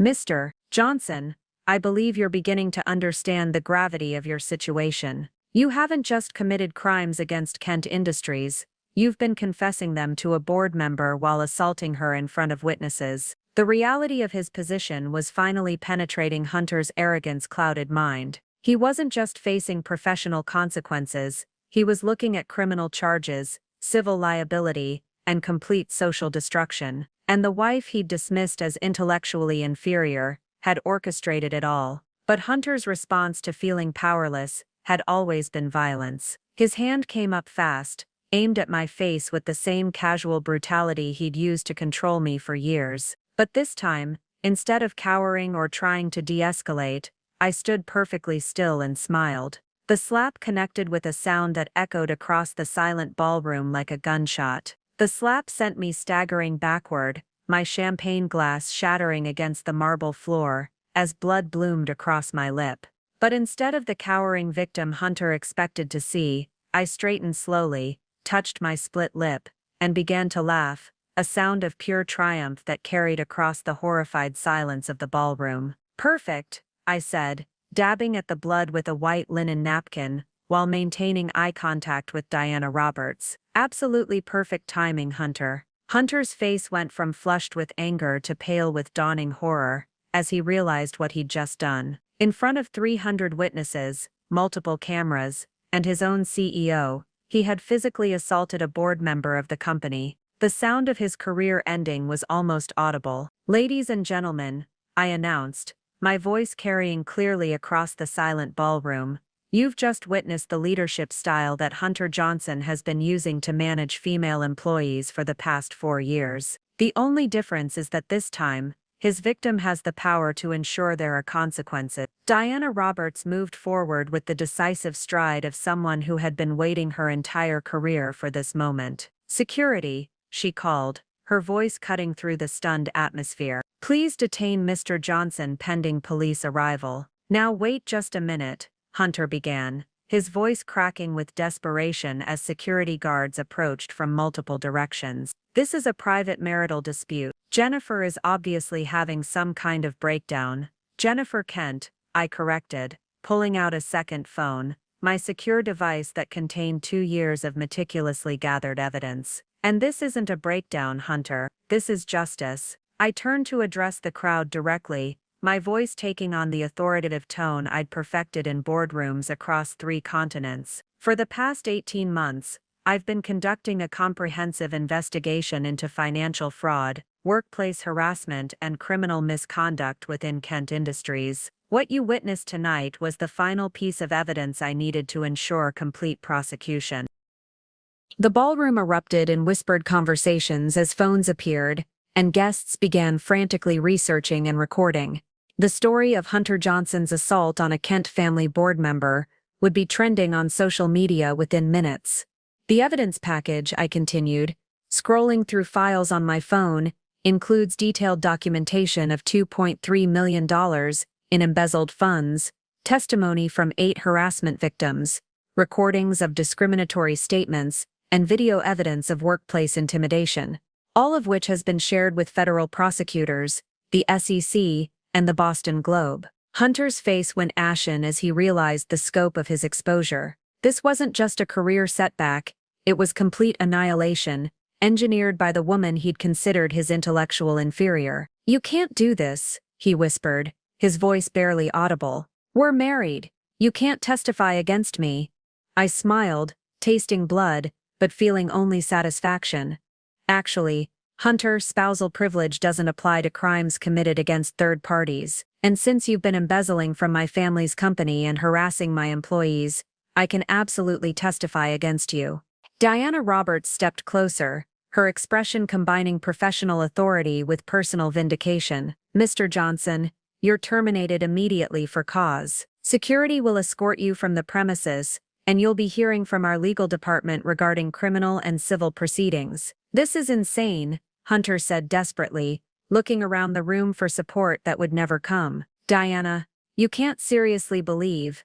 "I believe the evidence," Diana cut him off sharply, "and I believe what I just witnessed with my own eyes. You physically assaulted a board member after making explicitly discriminatory statements about female employees. That's not just grounds for termination, it's grounds for criminal prosecution." As security guards moved to flank Hunter, I delivered the final revelation that would ensure his complete destruction. "Oh, and Hunter," I said, my voice carrying the sweet satisfaction of long-awaited justice. "That presentation you were so excited to give tonight, the one about your innovative operational improvements, I took the liberty of having our forensic accounting team review those efficiency metrics you're so proud of." I held up a thick folder that had been waiting in my evening clutch all night. "Every cost reduction you plan to brag about tonight corresponds directly to money you stole or women you forced out of the company. Your entire presentation would have been a detailed confession delivered to the people responsible for prosecuting you." The folder hit the marble floor with a sound like a gavel falling, scattering financial documents across the ballroom in a symbolic representation of Hunter's demolished empire. The aftermath of Hunter's assault unfolded with the swift precision of a corporate execution. Security guards flanked him on either side while Diana Roberts coordinated with hotel management and law enforcement with the efficiency of someone who had clearly prepared for this moment. "Ladies and gentlemen," Diana announced to the gathering, her voice carrying the authority of someone completely in control of the situation. While we address this serious matter, please continue enjoying the evening. Kent Industries' commitment to our employees and stakeholders remains unwavering.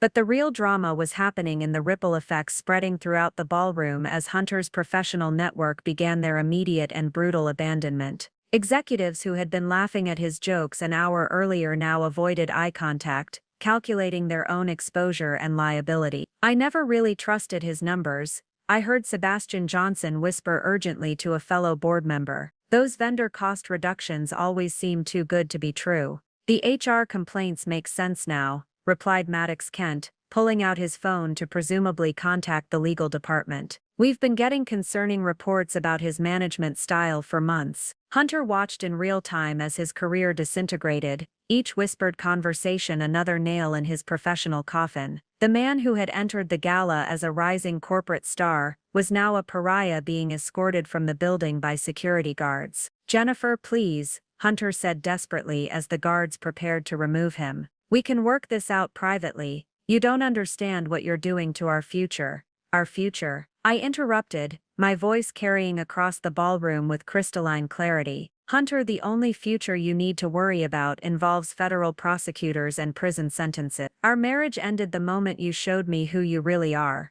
Diana Roberts stepped forward, her expression combining professional duty with personal satisfaction. "Mr. Johnson, in addition to your immediate termination, Kent Industries will be pursuing full criminal and civil prosecution for embezzlement, fraud, and assault. Our legal team will also be cooperating with federal investigators regarding your harassment of female employees." The corporate machinery of destruction was already in motion. I could see executives making discreet phone calls, undoubtedly alerting their own companies about Hunter's crimes to prevent association damage. The man who had built his career on networking and relationships was watching those same networks systematically exclude him. "This is impossible," Hunter said, his voice cracking with disbelief. "Diana, we've worked together for years. You know my value to this company." "Your value?" Diana's laugh was sharp and unforgiving. "Mr. Johnson, you've stolen $2.3 million from this company, while creating a hostile work environment that's driven away some of our best talent. Your value has been negative for years." Rosie Hanley approached from across the room, her presence adding another layer of validation to the unfolding justice. She no longer looked like the intimidated victim who had been forced to resign. She looked like a professional ready to testify. "Miss Kent," Rosie said, addressing me with the respect due a board member rather than the dismissal she'd received from Hunter, "I want you to know that several of us are prepared to provide testimony regarding Mr. Johnson's misconduct. We've been waiting for someone with the power to hold him accountable." Hunter's face went gray as he realized that his victims weren't just going to remain silent, they were actively participating in his prosecution. The intimidation tactics that had kept them quiet were useless against women who now had the protection of the company's board and CEO. "The FBI will want to interview all of you," I told Rosie, loud enough for Hunter to hear. "The federal charges for embezzlement and civil rights violations carry significant prison sentences." As security prepared to escort Hunter from the ballroom, he made one final desperate attempt to salvage something from the wreckage of his career. "You'll regret this," he said to me, his voice carrying the same threatening tone he'd used to intimidate employees. "I know things about this company, about the board. What you know," Diana Roberts cut him off with deadly precision, "is how to commit crimes and abuse women, and now everyone else knows it too." The ballroom doors closed behind Hunter Johnson with the finality of a prison cell. The hours following Hunter's removal passed in a blur of police interviews, evidence documentation, and the systematic dismantling of everything he had built through fraud and intimidation. While guests gradually departed from the gala, sharing whispered accounts of what they'd witnessed, I found myself at the center of the most satisfying investigation briefing of my career. Detective Lisa Roberts, Diana's sister, who had arrived within minutes of the assault, led a team of investigators who treated the ballroom like a crime scene. Every surface Hunter had touched, every conversation he'd had, every document in his possession was being cataloged as evidence in what would become one of Boston's most comprehensive corporate fraud cases. "Mrs. Kent," Detective Roberts said, using my real name with the respect I'd been denied for 3 years. The evidence package you've provided is extraordinary. We've never seen such detailed documentation of systematic corporate crime. The files Marcus and I had assembled over 18 months were spread across multiple tables, organized into neat categories that told the complete story of Hunter's criminal enterprise. Financial records proving embezzlement, audio recordings of harassment incidents, testimony from 8 victims, and photographic evidence of intimidation tactics, every piece meticulously documented and legally admissible. The federal prosecutors are particularly interested in the civil rights violations, Detective Roberts continued. Using corporate authority to systematically discriminate against female employees creates federal liability that carries significant prison time. Diana Roberts, who had remained at the hotel to coordinate with law enforcement, approached with the satisfied expression of someone who had just eliminated a major threat to her company's integrity. The board met in emergency session, she announced. Hunter's employment has been terminated for cause, his benefits forfeited, and all company assets frozen pending investigation. We've also voted to implement new oversight procedures to prevent this kind of abuse in the future. What Diana didn't mention, what she didn't need to say, was that Hunter's assault had been the perfect justification for actions the board had wanted to take for months. My evidence had given them legal cover to destroy him completely while protecting the company from liability. The media response has been swift, said Maddox Roberts from the Boston Business Journal, who had transitioned from wedding guest to journalist as the story unfolded. This is going to be front-page news across New England. The combination of domestic violence, corporate fraud, and systematic harassment makes it a perfect storm of public interest. By morning, Hunter's name would be synonymous with corporate corruption and workplace abuse. His LinkedIn profile would be deleted, his professional certifications revoked, and his industry contacts permanently severed. The man who had built his identity around corporate success would become a cautionary tale about the consequences of unchecked power. What about criminal charges? I asked, though I already knew the answer from the evidence we'd assembled. Multiple felonies, Detective Roberts confirmed. Embezzlement, fraud, assault, civil rights violations, and tax evasion. We're looking at 20 to 25 years in federal prison, plus civil restitution that will bankrupt him completely. The mathematical precision of justice was beautiful. Every crime Hunter had committed, every woman he had victimized, every dollar he had stolen, would be accounted for in his sentencing. There would be no plea deals, no reduced charges, no wealthy family connections to soften the consequences. He'll never work in corporate America again, Diana added with obvious satisfaction. We've already contacted industry associations and major employers. His professional reputation is finished. As the investigation team packed up their evidence and prepared to leave, I realized that the transformation was complete. Jennifer Morrison, the submissive corporate wife, had ceased to exist. Jennifer Kent, the board member who had brought down a criminal empire, was the only identity that mattered now. Hunter Johnson had spent 3 years underestimating the woman he thought he controlled. In return, she had given him exactly what he deserved: complete and irreversible destruction, delivered with the precision of someone who understood that true power lies not in intimidation, but in patience, preparation, and perfect execution. Justice had been served, and it tasted even sweeter than I had imagined. 6 months later, I stood in the corner office that had once belonged to Hunter Johnson, now serving as my operational headquarters, as the newly appointed Vice President of Corporate Integrity at Kent Industries. The irony wasn't lost on me. I was literally working in the space where my former husband had planned his crimes, now using it to ensure no other employee would face what his victims had endured. The morning Boston Globe lay open on my desk, featuring a small article buried on page 6, former Kent Industries executive sentenced to 23 years in federal prison. Hunter's sentencing had barely registered as news anymore, overshadowed by fresher scandals and more current corporate corruption cases. He had become exactly what he deserved to be: forgotten, irrelevant, a cautionary footnote in business ethics textbooks. Diana Roberts knocked on my open door, carrying 2 cups of coffee, and wearing the satisfied expression of someone whose company had not only survived a major scandal, but emerged stronger than before. The quarterly harassment training reports, she said, setting down my coffee and gesturing toward the stack of files on my desk. 0 incidents reported across all divisions for the third consecutive quarter. The transformation of Kent Industries' workplace culture had been swift and comprehensive. Word of Hunter's prosecution had spread through corporate Boston like wildfire, creating a powerful deterrent effect that extended far beyond our company. Other executives had quietly resigned rather than face similar scrutiny, and industry-wide policies had been strengthened to prevent the kind of systematic abuse Hunter had perpetrated. The victim advocacy program is expanding to 3 more companies, I told Diana, reviewing the latest reports from Lisa Roberts' team.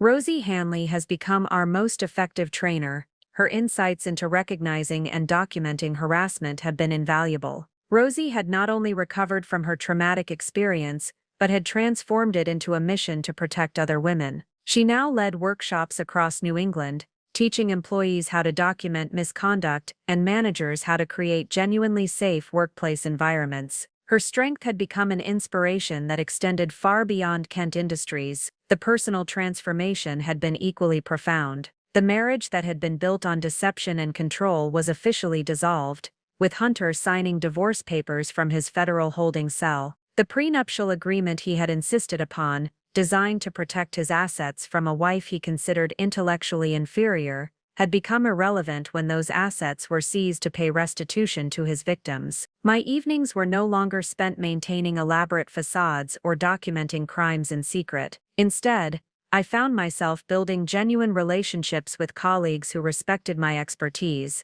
attending board meetings where my voice carried real authority, and using my platform to advocate for policies that would prevent future abuse. The dual identity that had once been necessary for survival had evolved into authentic leadership. I was fully Jennifer Kent now, no aliases, no hidden agendas, no carefully constructed performances. The woman who had spent 3 years pretending to be someone else had finally become completely herself. Standing at the window overlooking Boston Harbor, I reflected on the lesson that had emerged from this experience. True power isn't about dominating others through fear and intimidation. It's about having the patience to gather evidence, the intelligence to build unassailable cases, and the courage to act decisively when the moment arrives. Hunter Johnson had believed that power came from his position, his connections, and his ability to silence opposition through threats and violence. He had learned too late that real power belongs to those who understand that justice is a long-term investment that always pays compound returns. The Kent Industries annual gala was approaching again,